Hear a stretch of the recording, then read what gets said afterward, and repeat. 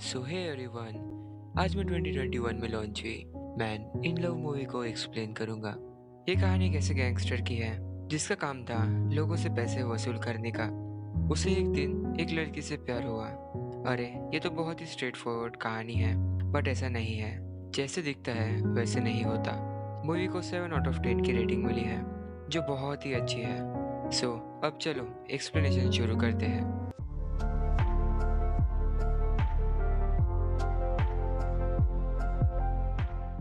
Movie की शुरुआत में ही हम जैंग से मिलते हैं, जो एक गैंगस्टर और उसका मेन काम था लोगों से पैसे वसूल करने का। जैंग पैसे लेने के चक्कर में खुद को बहुत चोट पहुंचा था, जिससे डरकर लोग उसे पैसे दे देते।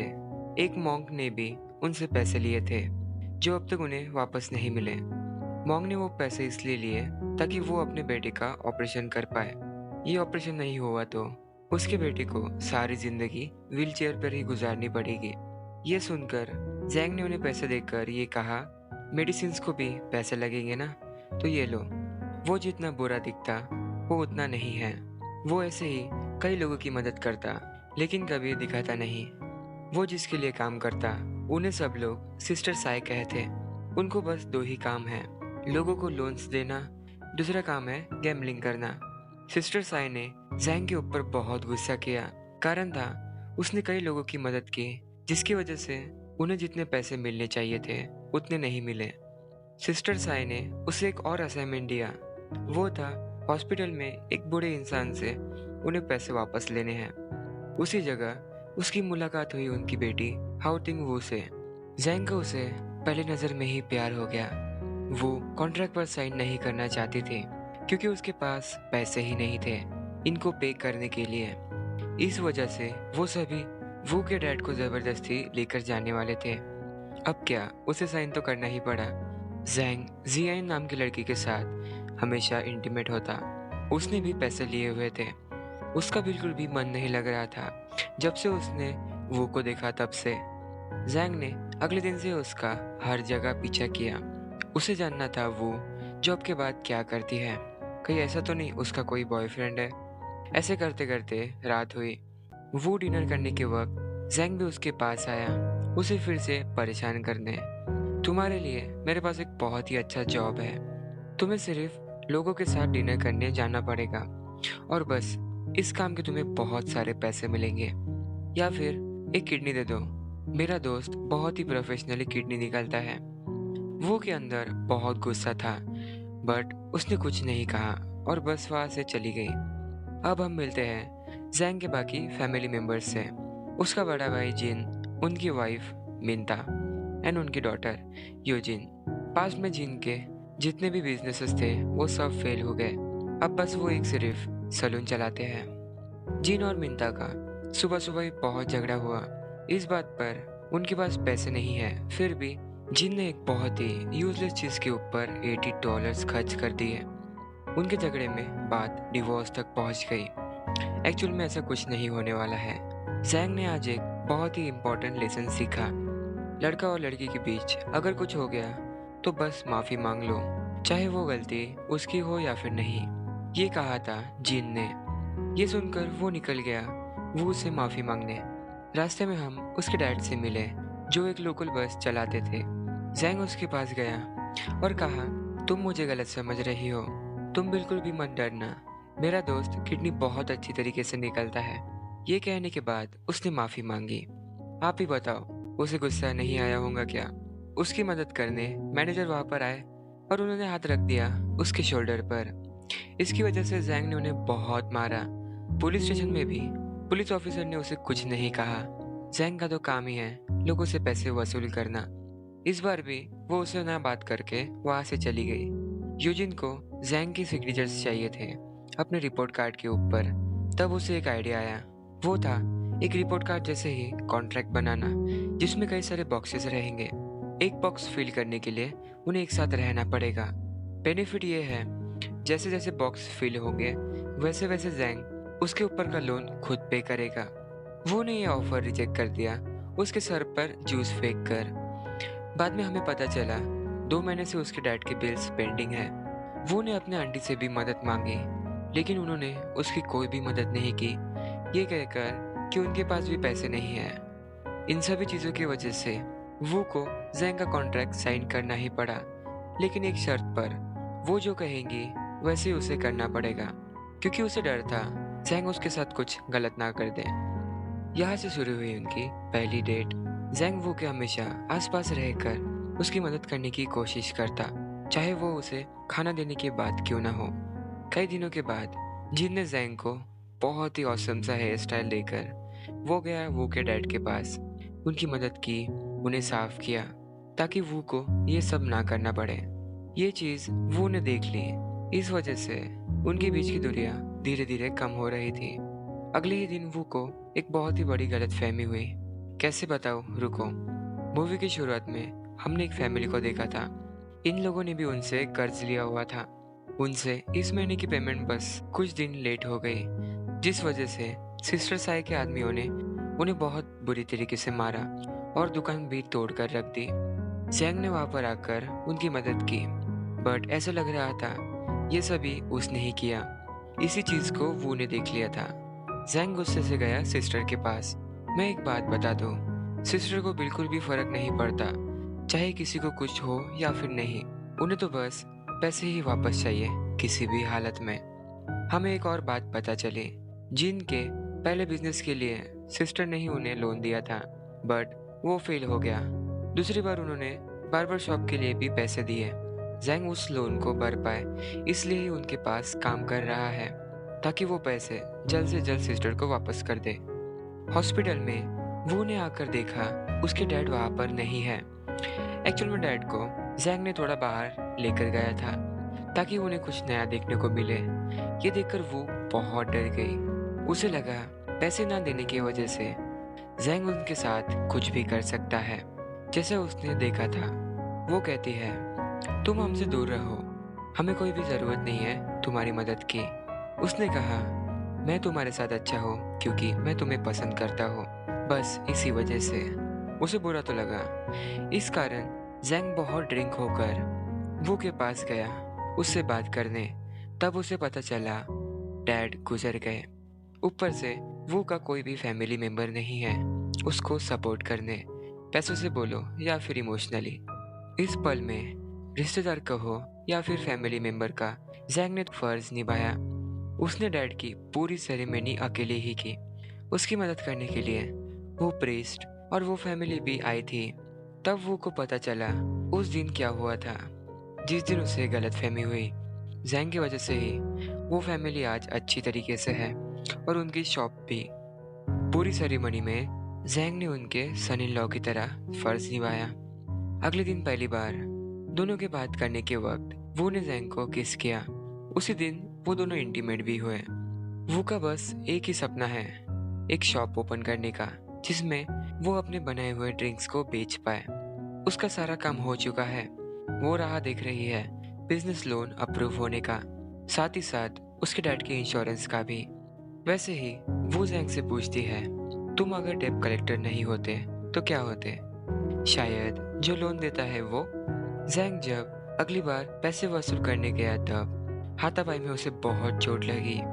जैंग ऐसे ही जख्मी हालत में वू के पास गया, क्योंकि आज उन दोनों की डेट थी। वो उसके पास जाकर ये कहता है, मैं अपना प्रोफेशन चेंज कर रहा हूँ।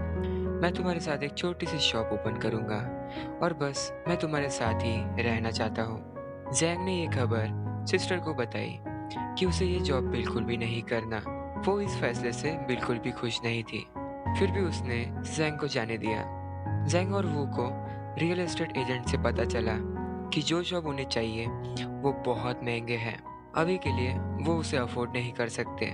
थोड़ी देर बाद जैंग का दोस्त उसे एक सिनेमा के सामने शॉप दे सकता है, बट अब पैसों का क्या? उसे बिल्कुल भी आइडिया नहीं था कि वो पैसे कहाँ से लाए। उसके पास एक ही रास्ता था। वो गया सिस्टर साई के पास फिर से काम मांगने। सिस्टर ने उसे जॉब देने की जगह ये कहा, अगर तुम्हें पैसे चाहिए तो कल सब बड़े बड़े लोग आने वाले हैं गैम्बलिंग के लिए। जितने पैसे तुम उसमें लगाओगे उतने ही पैसे तुम्हें वापस मिलेंगे। मतलब सीधे शब्दों में वो पूरे पैसे लगने वाले हैं गैम्बलिंग में। और उन्होंने ये भी कहा कि पैसे गारंटीड वापस मिलेंगे। जैंग ने वू को सब कुछ बताया कि हम कौन सा शॉप लेने वाले हैं और पैसों का भी इंतजाम जल्द से जल्द हो जाएगा। जैंग ने उसे गैम्बलिंग वाली बात नहीं बताई। वो बहुत खुश थी।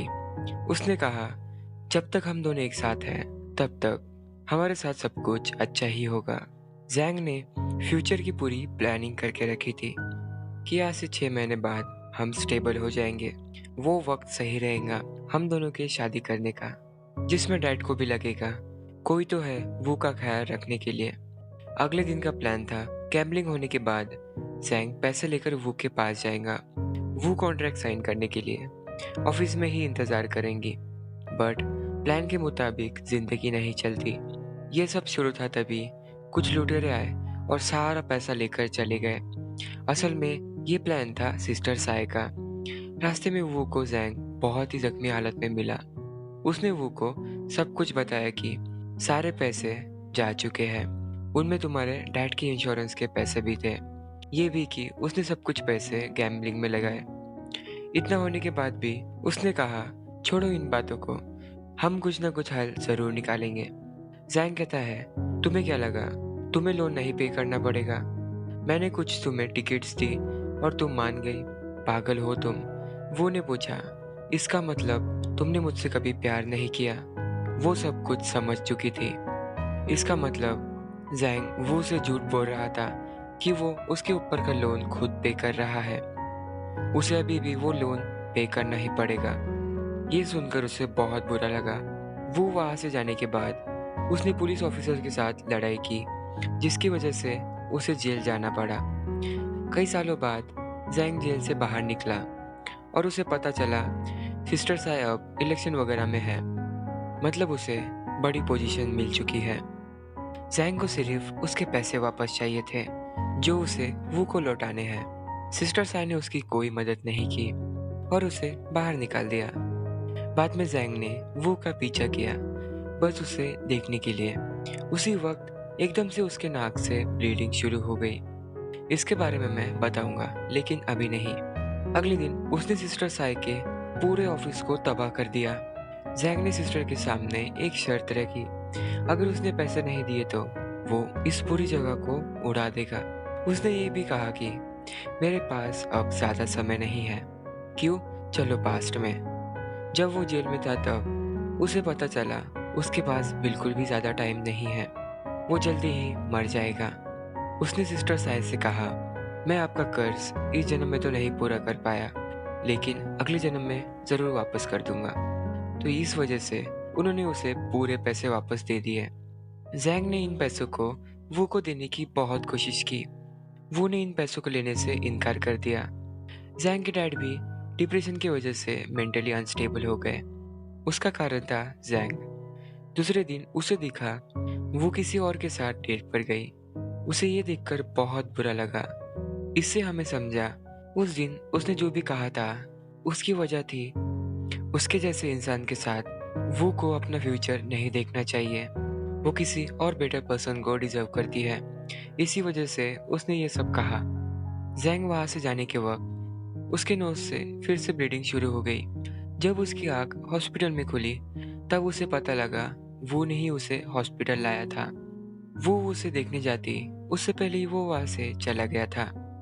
उसी पुलिस ऑफिसर ने उसे जैंग की सारी प्रॉब्लम बताई कि उसे क्या है और कहा वो बाहर निकला उसके ट्रीटमेंट के लिए, लेकिन उसने ट्रीटमेंट को साइड में रखकर सिर्फ कोशिश करता रहा कि तुम्हें वो पैसे वापस दे पाए। वो को कई देर तक ढूंढने के बाद फाइनली जैंग स्टेशन पे मिल गया। वो ने उससे कहा, अगली बार मुझसे दूर जाने की कोशिश भी मत करना, वरना अच्छा नहीं होगा। वो दोनों फिर से एक दूसरे के पास आ गए। एक चीज मैं तो बताना भूल ही गया, पिछले रात जैंग ने जिन को बहुत मारा। क्यों? बताता हूँ, रुको। घर में कमाने वाला सिर्फ जैंग ही था। उसके जाने के बाद तीनों ने, मतलब जिन, डैड और मिंटा ने एक बॉक्स पैकिंग का बिजनेस शुरू किया, जिसमें डैड भी उनकी मदद करते। उसे बस इतना पता लगा कि डैड भी काम कर रहे हैं और शायद कुछ और गुस्सा था जो उसने जिन के ऊपर पूरा निकाल दिया। वो जैंग के साथ ही रह रही थी। उनके बीच प्यार, खुशी फिर से आ गई। लेकिन एक चीज़ बिल्कुल अपोजिट थी। दिन भर दिन जैंग के हालात बद से बदतर हो रहे थे। वो कितनी भी दुखी हो, वो इसे जैंग के सामने कभी नहीं दिखाती और उसे खुश करने की कोशिश ही करती रहती। जैंग उससे कहता है, मैंने जब तुम्हें पहली बार देखा था तब से ही मैं तुमसे प्यार कर रहा हूँ। अगले दिन वो ने बहुत ही प्यार से उसके लिए उसकी फेवरेट डिश बनाकर लेकर गई। जैंग बिल्कुल भी बात करने के हालात में नहीं था। वो ने बस उससे इतना कहा, आई लव यू, एंड बस वो चला गया हमेशा के लिए। मतलब उसकी मौत हो गई। जैंग ने मरने से पहले डैड से एक वादा लिया कि अगर मुझे कुछ हो जाए तो आप वू का एक डैड की तरह ख्याल रखना। जैंग ने डैड को ये भी बताया था कि वो एक लड़की से प्यार करता है। वो शादी करेगा तो उसी लड़की से, मतलब वू के साथ। इसलिए डैड को पहले से ही वू के बारे में सब कुछ और अच्छी तरीके से पता था। जो इंसान जैंग से सबसे ज़्यादा नफरत करता था, उसने ही आज उसकी डेथ सेरेमनी की। मैं बात कर रहा हूँ जिन की। और ये देखो, सेरेमनी में कौन कौन है। मोंग, उनका बेटा, वो फैमिली। मूवी के आखिरी सीन में जिन को एक पार्सल रिसीव हुआ जो भेजा था उसके ही भाई ने। और ये कहानी यहाँ पर ही ख़त्म होती है। सो गाइस, ये थी 2021 की one of the best love story में से एक मूवी की कहानी।